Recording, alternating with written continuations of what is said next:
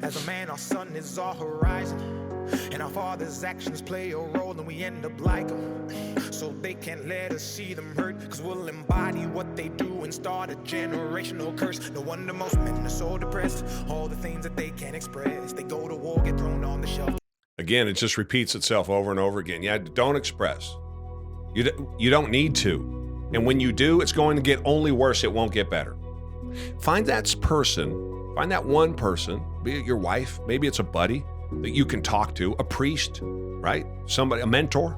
Find somebody you can talk to. But generally exposing yourself to emotions and crying and those kind of carrying on, it's just not reality. It's not the way that the world works. It hasn't worked for 5,000 years, and just because we've reached some enlightened period where we have the best world imaginable and yet we have the most problems, it just doesn't work.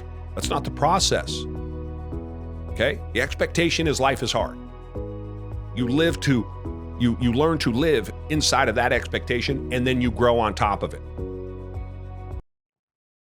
Go back to war with their mental health, then grab that bottle and ask for help. Try to pull themselves out of hell, then fall back down and then realize that they're gonna have to do it themselves. It's the circle of life. As a man, you provide. They don't know what you're worth till the day that you die, and that's when they start crying.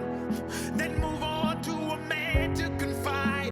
I'll just go back to what I said earlier about my wife and the family and choosing the right person. And if that's all they are to you, or if that's all that you are to them, then that's bad on you. That's your fault, plain and simple. The rest of there are infinite numbers of us out here who have 180 degrees the opposite approach and the opposite experiences with our family and with our wives than what this song is talking about right here. So to accept this as a national anthem for men is a travesty if that's accepted. And the men who hear this and go, yeah, that's how I feel, and she doesn't ever listen to me, and I never get to express my feelings. Yes, that's right, because you got to learn to control those feelings. Expressing your feelings, and again, this is only about men, I'm not talking about women, but expressing your feelings on a regular basis, that's what women do. That's how they cope. That's their dealing process. Ours is very different, and you try to change yours into theirs, you're in trouble. And again, back to this effeminization of men, it's only going to end up where we are now.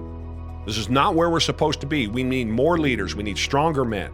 We don't need more manly men. We need to teach men to be strong, and that is capable of destruction, but controlling it, not acting out on it.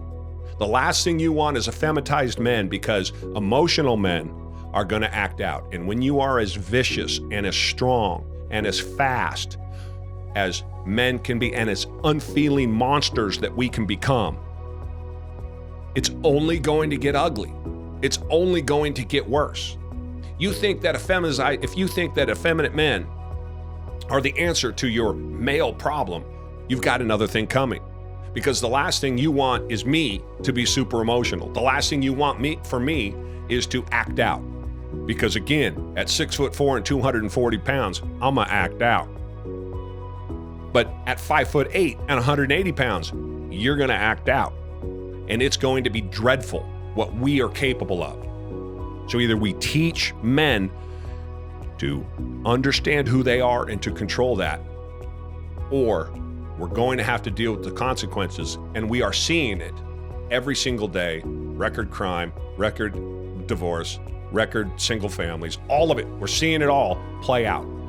And the perspective that this song has, teaching men what this song teaches, is not going to help. It's going to make it worse, I think.